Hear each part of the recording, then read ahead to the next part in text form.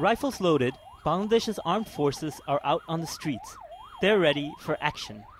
The country has a history of coups, but this time the military has been called on to keep the peace ahead of an election that could get nasty.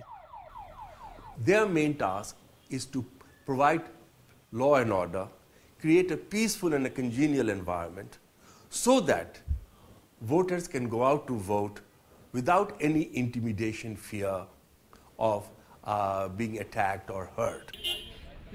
The opposition Bangladesh Nationalist Party, the BNP, are boycotting the election due to be held on January 5th.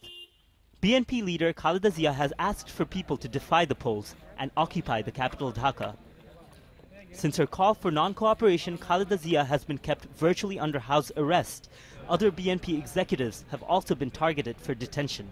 There are cases against thousands of BNP and 18-party alliance leaders and workers.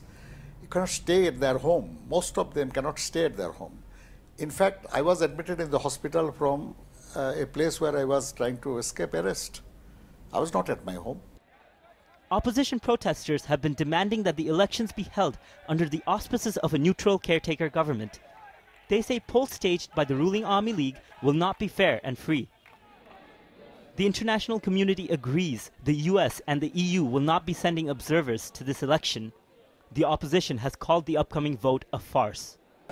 The people here are lining up for their voter IDs, but there isn't really much of a point in me joining them. There isn't going to be a vote in my constituency. The candidate there is running unopposed. He's not the only one. Over half of the members of parliament are going to win elections that are uncontested. Many Bangladeshi voters, like Liton, will be robbed of a voice in this election. It's terrible. I'm a citizen of this country, but I don't have a say. The ruling party will basically be re-elected before a single vote is cast. A court hearing on whether the polls are legal is going to be held on January 2nd, just 3 days before the voting is due to take place. 2013 has been a rough year for Bangladesh. If the stalemate over the election is not solved, 2014 could be worse.